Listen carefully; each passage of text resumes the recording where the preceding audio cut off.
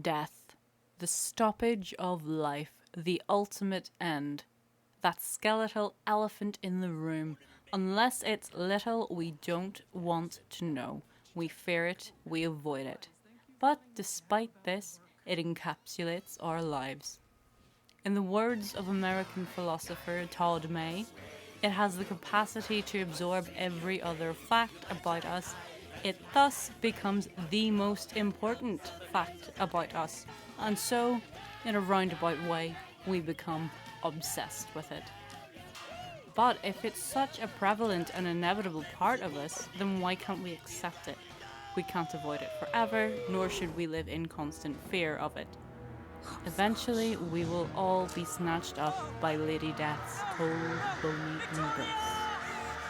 Animation is a fantastic art form that allows us to momentarily escape our everyday lives, bringing about therapeutic benefits for us. It's great as it can carry concepts that are awkward to articulate, allowing audiences and creators alike to delve into discussions in a very visual way. This can have the potential to elicit therapeutic responses in a pretty casual manner while feeding our story-hungry minds.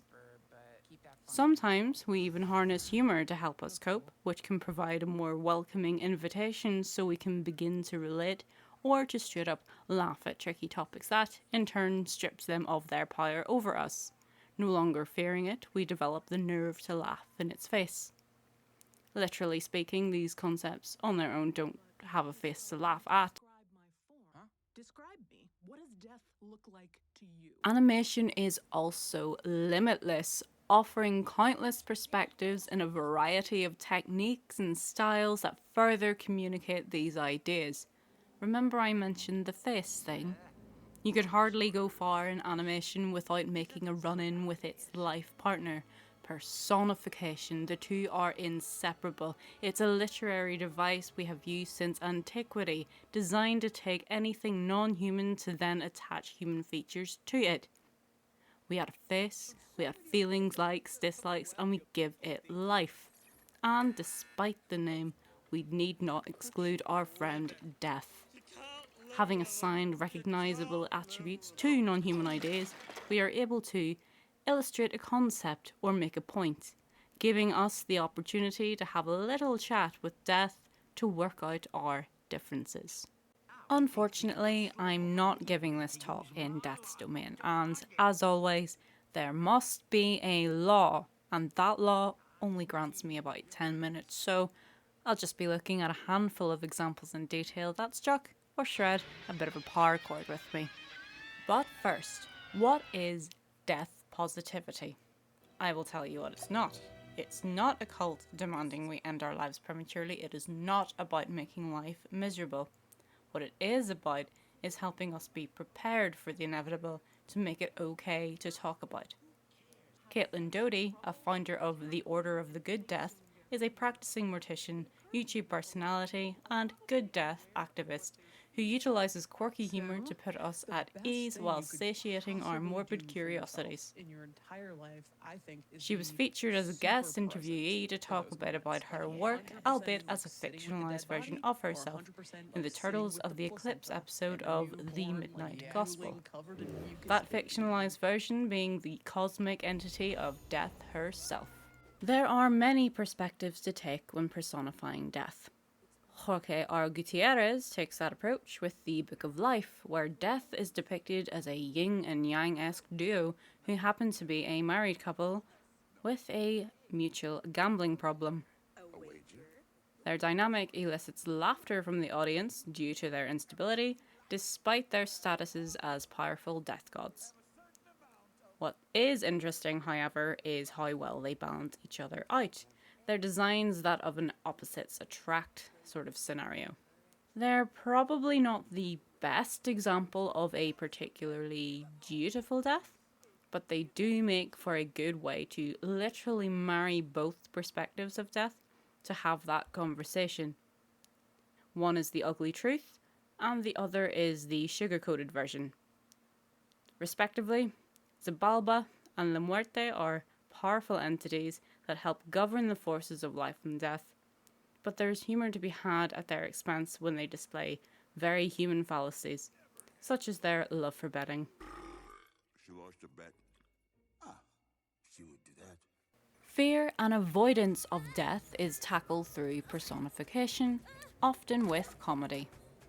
Henry Bergson discusses his theory of laughter in his essay on the meaning of the comic, looking into the reasons for why we laugh. Bergson notes how the comic does not exist outside the pale of what is strictly human, going on to describe how we may laugh at an animal, but only because we have detected in it some human attitude or expression.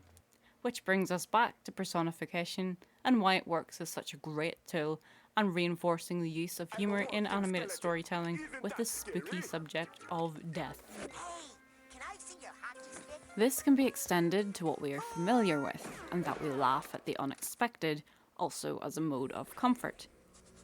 Despite his ominous entrance, the character Grim of the Grim Adventures of Billy and Mandy was stripped of his power, and throughout the series is made a fool of. An entity we expect to be essentially superior has been dethroned by mere children. Anymore. Death from Soul Music, similarly, was stripped of his cosmic powers, although voluntarily, due to his depression. He later gets drunk in an attempt to forget it all in the aftermath of his daughter's death that he couldn't do much about. This is, however, clearly played for laughs. Not only is the personification element a source of laughter for us, in this particular scene, Death has also succumbed to absent-mindedness due to his drunkenness. Bergson talks of clumsiness in the comic's part being a source of laughter, a lapse in intelligence in Death's part when he is supposed to be an all-powerful entity. Good to me. The absurdity of the situation is full of hilarious layers. That said, beyond the comic aspects of Death's dilemma, we can also seek out Todd May's approach of when death, the concept, loses its power over us in the wake of, for example, the tragic death of a child, or having to watch helplessly as they deteriorate. There is a parallel here with Death, the personification in soul music, as he is unable to do anything about the death of his daughter Isabel. Yet we laugh at his drunken escapades as he uses it to cope. This is funny to us because it is a very human fallacy being attributed to what should be a godlike entity. Doubly so as the personification in question is of death. Not only is he stripped of his power, but we are also, if not momentarily, stripped of our fear of it, and him. But then, we can go beyond the humour and find relatability with him. He wants a family, and he loves his family sincerely, but this is at odds with his cosmic duties, which is why he has adopted a toxic coping mechanism. I don't know about you, but I'm reminded of the phrase, if you don't laugh, you'll cry. And with that, I'm taking back to Bergson, who also notes that comedy is cruelty. He describes laughter as the foe of emotion. When we can detach ourselves from a situation, a drama can become comedy, and for many, it's easy to laugh in the face of death, especially when he is reduced to such a pathetic state, despite the cruel nature of it. Death, whether as cosmic community worker or the complete community itself, do in fact care about the lives of the living and want them to live their lives to the fullest. Death is dutiful, but death is also doting. Death wants the living to achieve their dreams and to live well.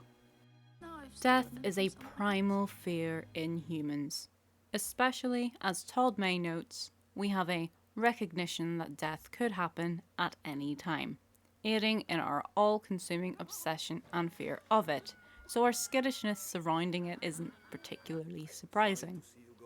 But we shouldn't shun it. We don't need to personally embrace it to understand, but to be properly prepared and accepting of its perpetual presence in our lives as a neutral truth. Acknowledge the good with the bad as one whole, and permit ourselves that precious conversation that we need to have, prompted by animated storytelling. Animated storytelling that brings us comfort, therapy, honesty, presence, and laughter, giving us plenty of positivity in such a painful position. Our friend, Death.